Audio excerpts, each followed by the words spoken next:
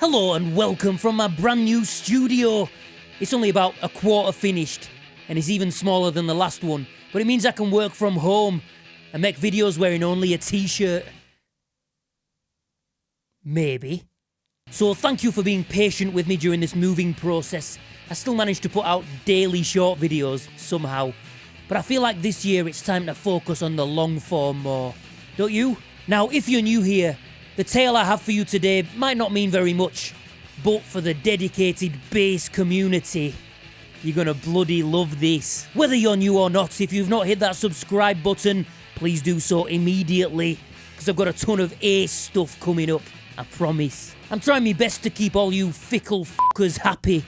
Some of you love the music, some of you love the ridiculous humour, and some of you love the investigation videos. Well, I'm gonna be doing a bit of all of that.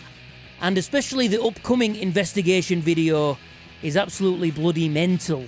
So you don't want to miss that. But first, today I have a very special treat for you. Because, back by popular demand, is the return of Sapko's Pub Stories, where you can experience me telling one of my rambling tales in a West Yorkshire pub without actually leaving the house. What a time to be alive. So, my first car was a beautiful purple Ford Fiesta. It handled like Maradona in my mind. And one fateful evening I parked outside the house of my lady friend at the time for a brief visit. The only problem was she lived on a wretched hive of scum and villainy called Manningham Lane.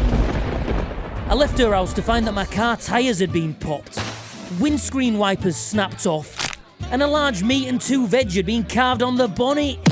And I was only in there for 45 minutes. Alright, fine, it was more like 15 minutes. I got the tyres and wipers sorted, but the stupendous schlong remained. I drove around with that thing for about a week, until I stopped at some busy traffic lights, and a whole crowd of people were pointing and laughing at their mountainous manhood, which was glistening in the midday sun. I'd had enough, and that evening I had a gig at a pub named Delius Live Next Door. Best boozer ever. And I got everyone in there to scratch their names onto the bonnet, including the artist of this comic. By the end of the night, the colossal cock was completely covered. From then on, the car became something of a Bradford legend, gathering signatures over the years and earning the esteemed nickname Greased Shitening. A pickaxe through the roof eventually signalled the untimely end of the beautiful beast, as I drove it to the scrapyard in a thunderstorm whilst being rained on.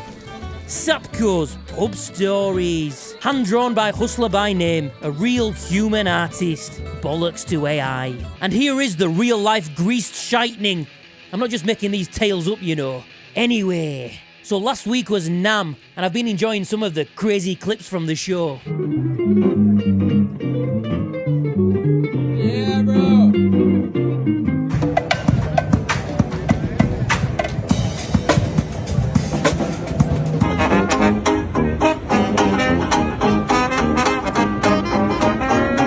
And some, not so much. And what was going on with Marcus Miller and Les Claypool on stage together? How did that happen?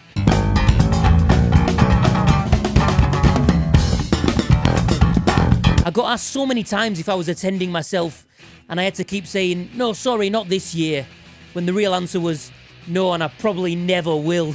It is so rare that I will leave Yorkshire, let alone the country. I suppose it's hard for me to spend time and money travelling to somewhere that I don't really like, when I already believe that I live in the best place in the world. I had my own little treat this week though. I went to see The Damned.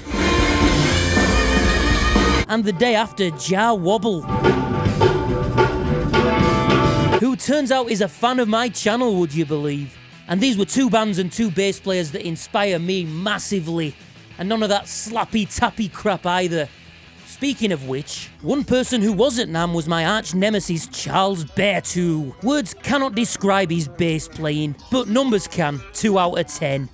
Alright, I know he's very good, okay. And another NAMM attendee was beautiful badass bitch bassist Becky Baldwin, who you probably know I am a huge fan of. Now, you may be wondering where I'm going with this, but I was told this tale by Becky herself, and it has to be the greatest thing I've ever heard in my life. Becky says, my friend was talking to Charles Berthoud at NAMM, and I knew I recognised him but wasn't sure where from.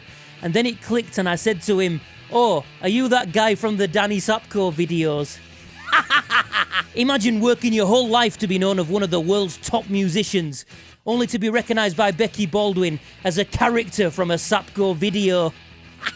How amazing is that? I know I said I don't like travelling, but I would have fucking walked to NAMM to witness that. In the highly unlikely event that anyone has any footage of this, or perhaps you were there at the time and saw it in person, or maybe you'd like to reenact it, then please don't hesitate to get in touch at DannySapko.com. I would love to hear from you about this.